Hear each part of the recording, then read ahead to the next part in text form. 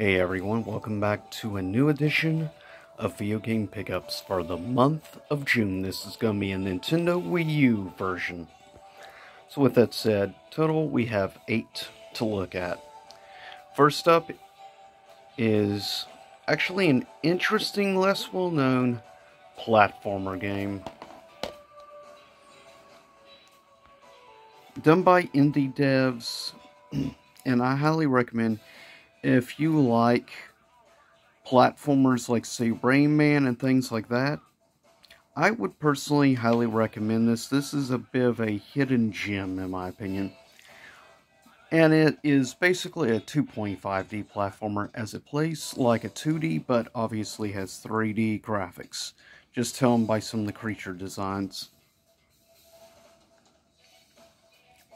So, if you have played a lot of classic 2D style platformers, you're going to feel relatively at home with this game, and it is reasonably priced, as I believe I paid like $20 for this, and it's still factory sealed. I have played before, however, as I have one friend that, like me, is also a Wii U collector. Though we're very small in numbers, very hardcore loyal. With that said, if you're looking for a good platformer, I do highly recommend this. Next up, if you like games like Luminous, or if you really like other types of puzzle games like, say, Tetris, I highly recommend this one. It's another interesting, pretty affordable game. And as you can see, like, it's up to a 4-player game, which is pretty cool. And yeah, believe it or not, somehow they actually made a story mode for this. But yeah, it has online as well. Though I'm not sure how many people are still playing this. Though you can't really do anymore, as the regular servers are now down. So unfortunately, the online features are more or less useless now, which sucks. But you can, luckily, also still has couch multiplayer as well, so you can play it with friends offline, which is a good thing. But yeah, if you enjoy games like Tetris and stuff, this is actually something to look out for, as it is very reasonably priced. Next up is an interesting console exclusive to the Wii U, and it has yet to get ported.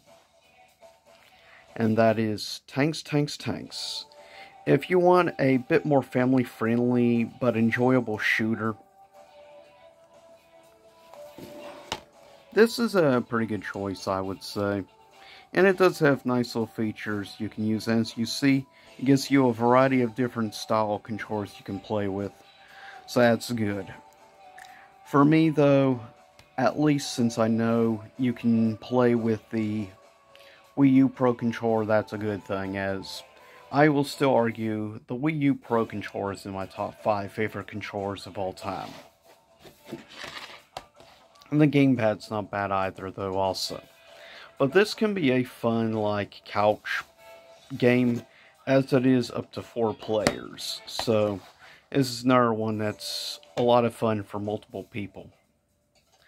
And keep in mind, this can be for any age, really.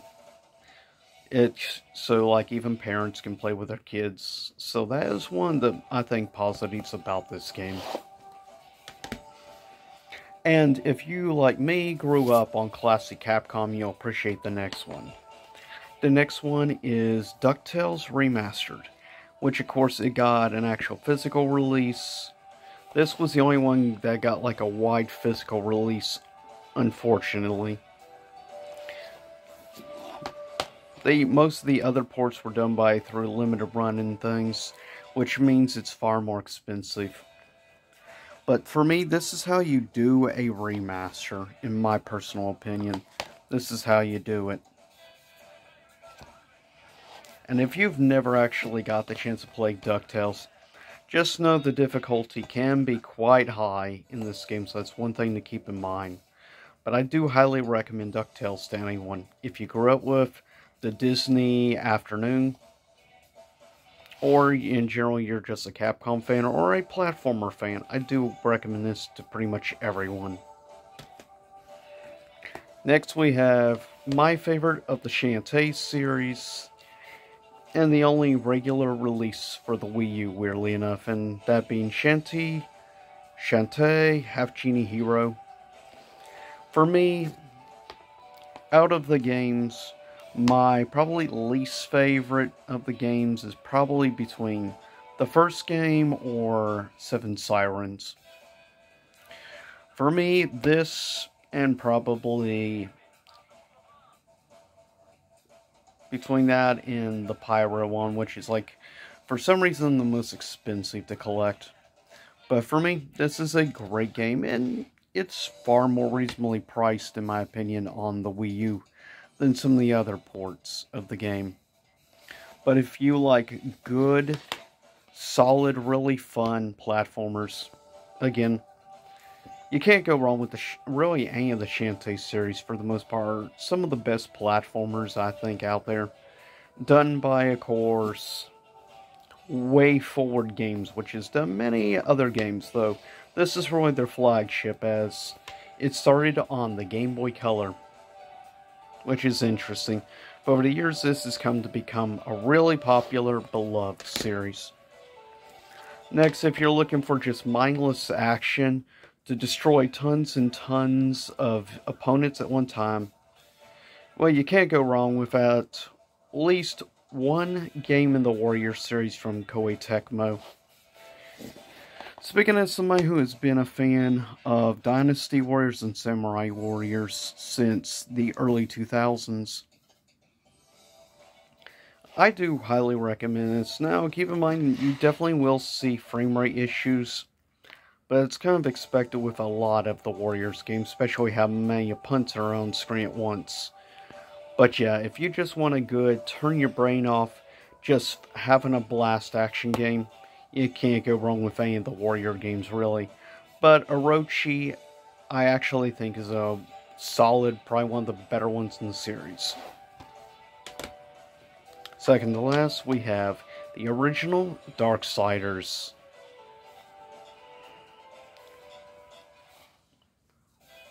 And with the War Mastered Edition, which is superb, of course, done by THQ Nordic. Now, personally, my personal favorite remains probably Darksiders 2. And I'm not sure if any of the games will ever replace Darksiders 2 for me personally.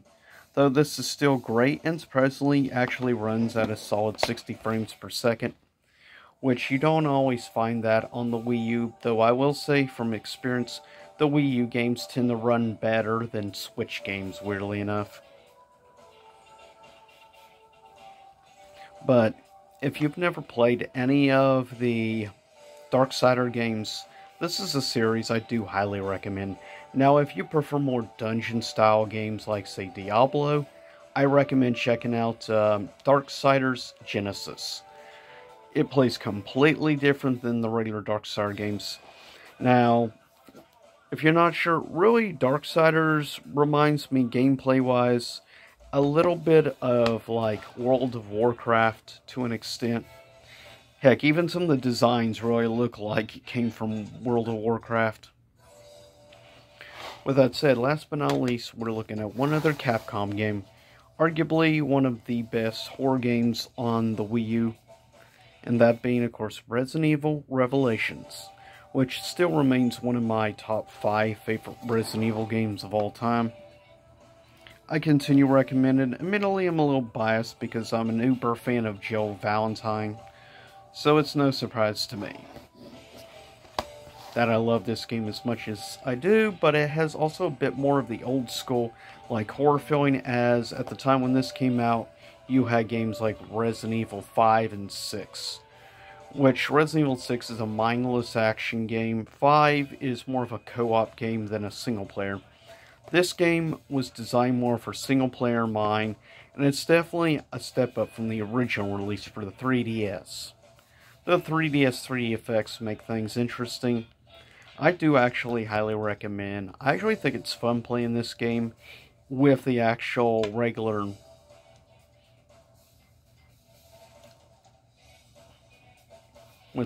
screen, or gamepad rather. And luckily you can also play with the Pro Controller, so either way, that makes things better off in my opinion. But with that said, that is it for this edition of Game Pickups. I'll see y'all next time, and if you're curious, the music in the background is from Marvel vs. Capcom 2. The airship theme. I'll see y'all again soon enough.